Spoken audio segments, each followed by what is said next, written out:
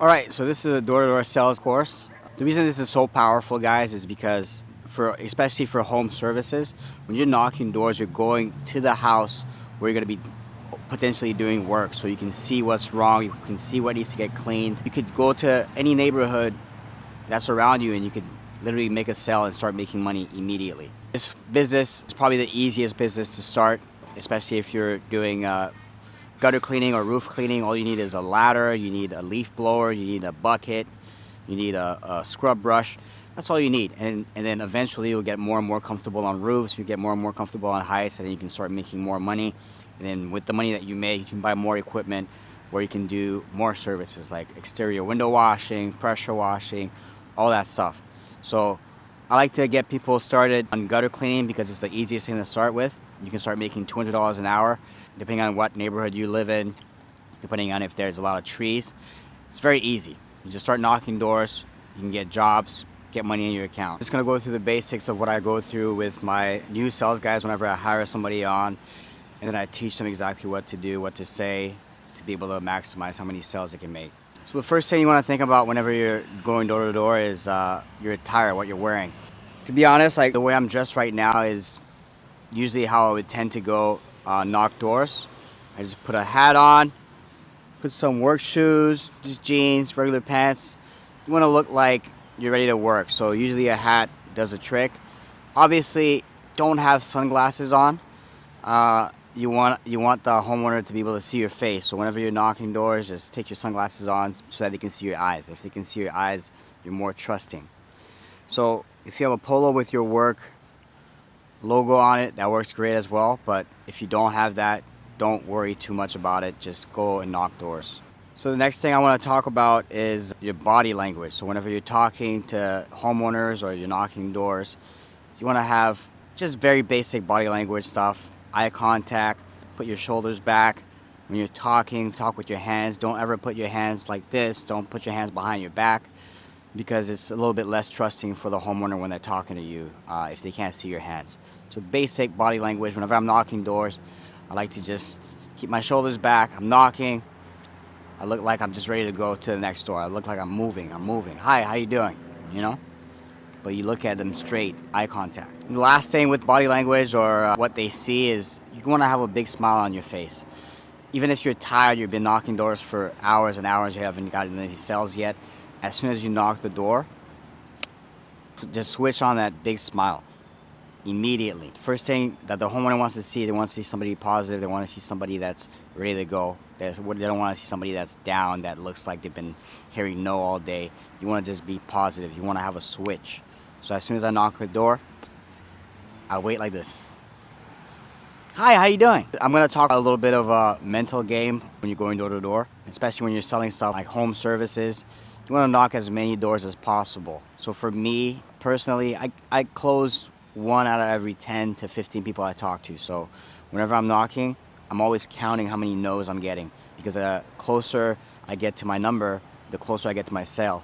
What I notice a lot of beginners do or people that are new at door-to-door sales is they don't count how many people they talk to, and you're knocking doors for hours sometimes, and you might be hearing no for a whole hour and you get very down on yourself. But if you really counted how many people you spoke to, maybe in that 1 hour you might have spoken to like 5 or 7 people because there wasn't a lot of people on the street. So when you switch the focus for how long you're knocking to how many people you're talking to, you get a pretty good gauge of how well you're doing. I don't tend to start panicking until like I'm at 15 people spoken to and I still haven't had a sale. Then I might be trying different things just to get a yes. Yes, it is a numbers game, but the more people you speak to, the more reference experiences that you're going to get, the more yeses that you're going to get eventually. Maybe your number is you get 1 sale out of every 20 people you speak to, but the better you become at it by speaking to more and more people, you can lower that number. The way I started this business is I used to work for a company that used to do this type of stuff, door-to-door sales for home services. They would teach 5 steps to high sales. And the first step is as soon as you knock on the door, you wait 10 seconds before moving on to the next door. No longer than 10 seconds. But if you hear somebody coming to the door, obviously wait for them to come before moving on. And one other thing about after you knock on the door, you want to keep a little bit of a distance between you and the homeowner, because you don't want to be too close, because that's a little bit threatening towards them. Imagine somebody's right here, this close to you. It's no good. So after I knock on the door, I just usually, if I'm on a porch, I usually step off the porch, or I just walk backwards a little bit just to give yourself some distance so that you're not threatening towards them. Next step is run all day. So when you're knocking doors, you want to minimize time between potential clients. So what I do, usually I don't walk from door to door, I just run from door to door. And the way I do it in a horseshoe method. What the horseshoe means is, if there's a neighborhood, instead of doing zigzags from one house to the next house across the street, I just go from house to house like this, and then I come back on the other side. Like, let's say my car is parked here, I go house to house, and then I come back around. Okay? That's how you minimize time between interactions. So first step is, after you knock, wait 10 seconds. Second step, run all day. Third step is cut across the lawn. So this goes again with running all day and minimize time between interactions.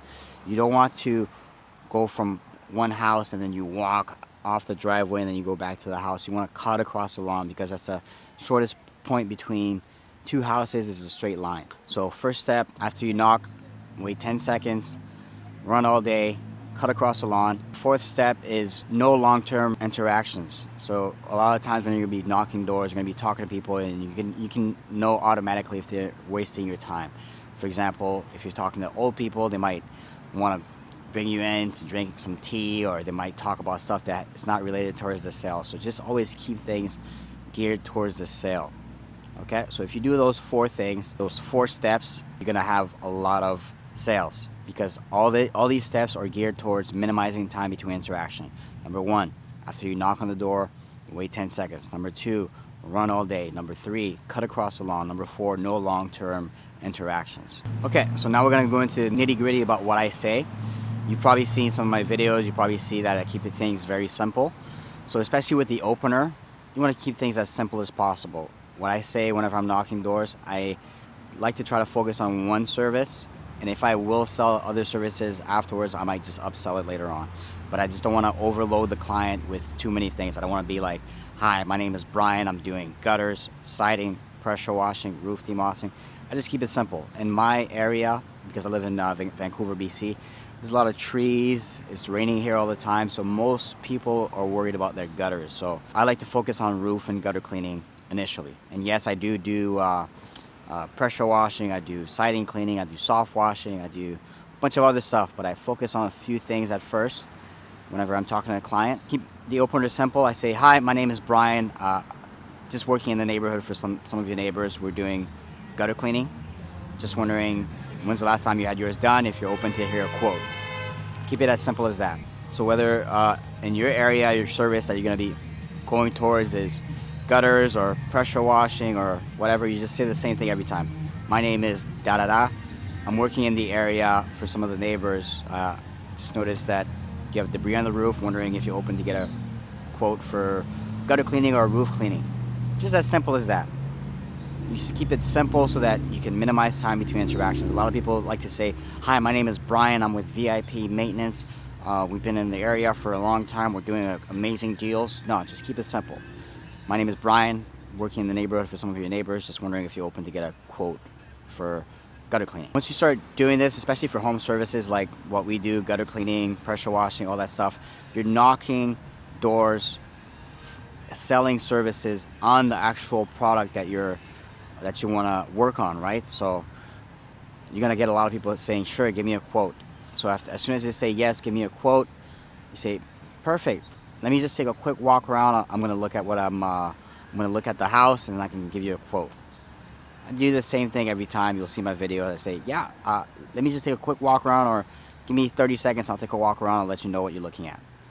And that's when you walk around the property, you look at the house. Even if you know exactly how much you would quote the house before walking around, you still want to do that. That's the first yes that you get from the client, is walking around the property so that so that you could gauge. And actually it actually gives you some it actually makes you look a little bit more professional, that you have to look at the property instead of just shooting a price right away. So when I'm in the backyard looking at the property, that's when I thinking to myself how much I want to price them. You know, that's when I'm thinking to myself how much I want to price a job. If for gutter cleaning, I try to do 225 minimum. If it's a 1-story house, just 4 sides. If it's 2 stories, I might do 50% off the second level.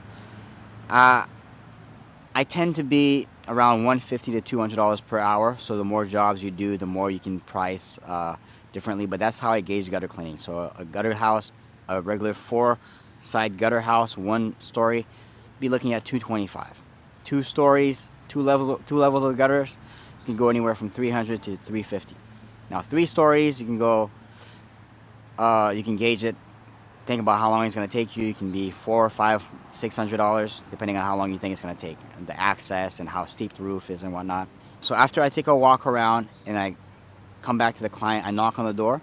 That's when you want to build. That's when you want to say the price and build value towards the service. So building value for these home services is very simple. You just explain word for word what you're going to be doing from start to finish. That's how you build value.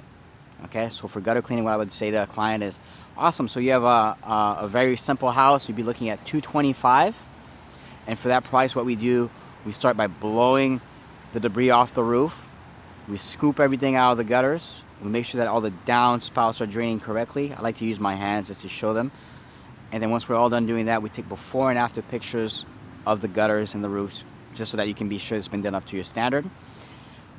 And obviously everything that's on the ground, we're going to do a ground cleanup afterwards.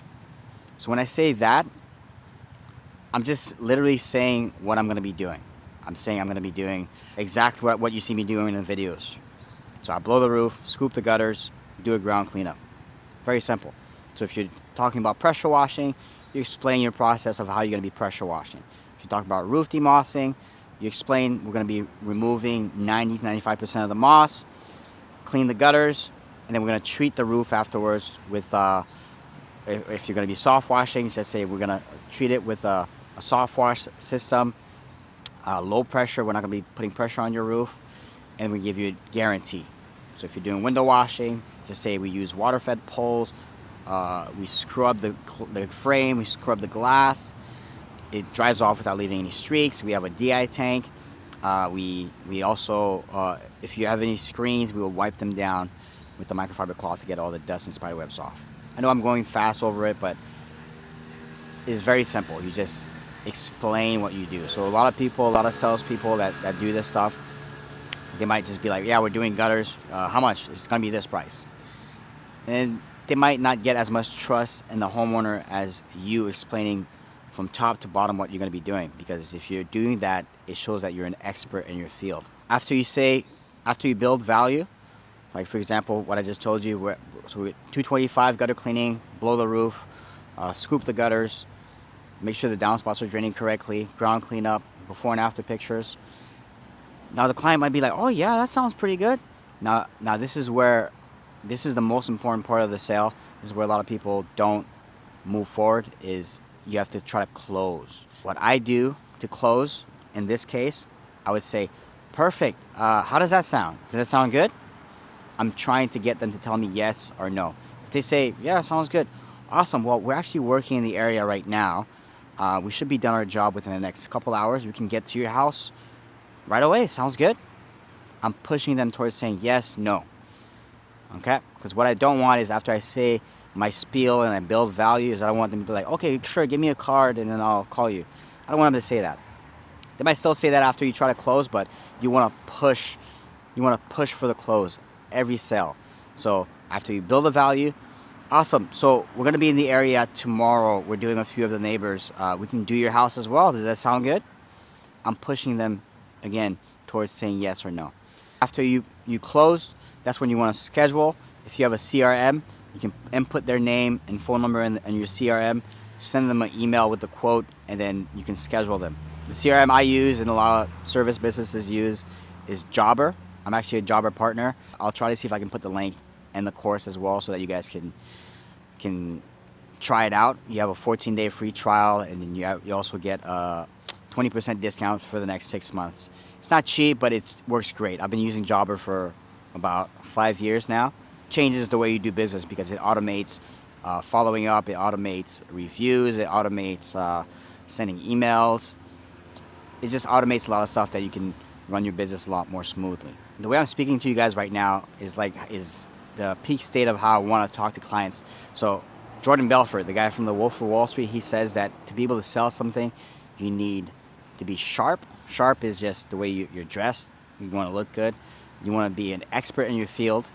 Obviously, if you're first starting, you're not an expert, but if you say exactly what I'm telling you to say, you're going to look like an expert. So expert in your field is just building value, showing them that you know what you're talking about. And 3, you want to be enthusiastic as hell. So when you're talking to people, you want to look like you have energy. You don't want to look like you're down or whatever. That's pretty much it.